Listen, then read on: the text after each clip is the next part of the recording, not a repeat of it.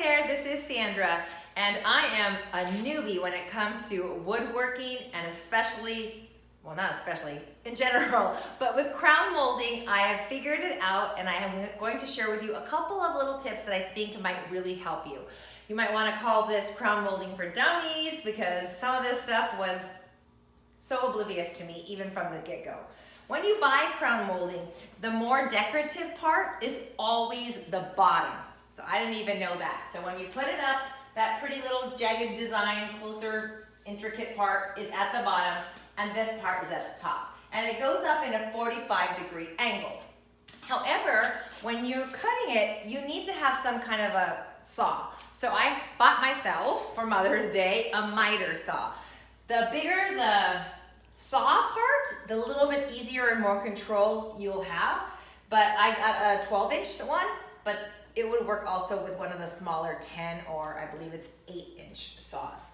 When you cut crown molding, it is very easy to get turned upside down and remembering what side goes where, upside down, inside out. But a couple of things that really helped me are, one, first of all, think about the corner. When you look up like that in the wall, into that corner, that is called an inside corner. And what I did was I made 2 samples to always use whenever I know and I picture and I write my little diagram that I have an inside corner. So this is my double inside corner model. It's the fancy part at the bottom, and both of my angles should be leaning in. So whenever I go to make a cut, I use this double-sided inside corner. Then if you look at an outside corner, it's one that pops out. It might look something like this. It would pop out like this. This is an outside corner. So with that, I made myself double outside corner. And you think you would remember it's just the opposite way, but you still get very turned around and you could still mess it up. Trust me.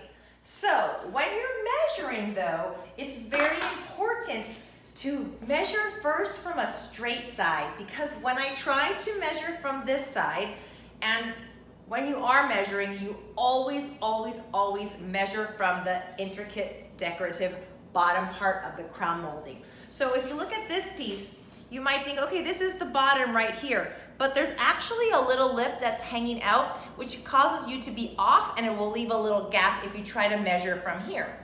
So whenever you measure, I always measure from this straight side and measure out. If I don't have a straight side, I will cut that off and make a straight side. That's just the easiest way to get the most accurate cut. When you go to the miter saw to cut it, I have my little sample pieces ready to go. I always turn it upside down. That's the #1 trick. Upside down, so the fancy decorative part leans up against the backing. Now the trick, come to the side over here, which causes some problems because you don't get that 45-degree angle just right. The trick is to make sure that the back part right here leans flat against the backing of your saw. We built this extra little fence, is what they call it, onto my saw to give me more support. But just like this, you have to make sure it's flat, and you have to check on both sides. So this is what I was having difficulty with. I would have it off, just like that. It was angled down or too straight, and I never had it exactly flush. So I made this. Well, I'm not gonna give myself credit. My teacher friend, Steve, made me one of these, and this is a godsend. This, you put right on the saw, show you like this, and you use it as your guide. Again, you still leave the decorative piece up. You put it flat against the fence, this little piece, and I lean it in here and angle it right in there, and it's always at that perfect 45-degree angle. Then I'll cut. But remember, when you have your piece, you need to think about your wall and think, okay, this wall has one outside corner and one inside corner. So in my head, I'll remember, okay, one inside corner. Let me get my sample piece. Of course. Inside corners they look like this. And if I need my left piece to be an inside corner, I need to make sure I'm lining them up right, decorative part down. Oh, that side's perfect. That's my inside left side corner.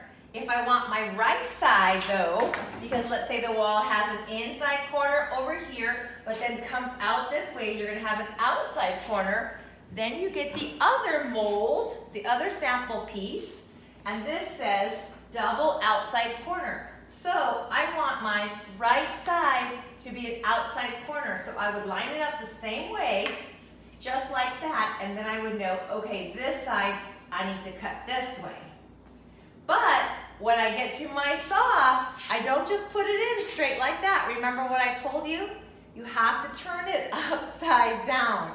So now I'm looking at it going, okay, my cut's like this. I still have my sample piece right here on top. My cut goes down like this. So then I can look at my saw and use my handy dandy little piece and just know that when I have my saw like this is not gonna give me this angle. This is wrong.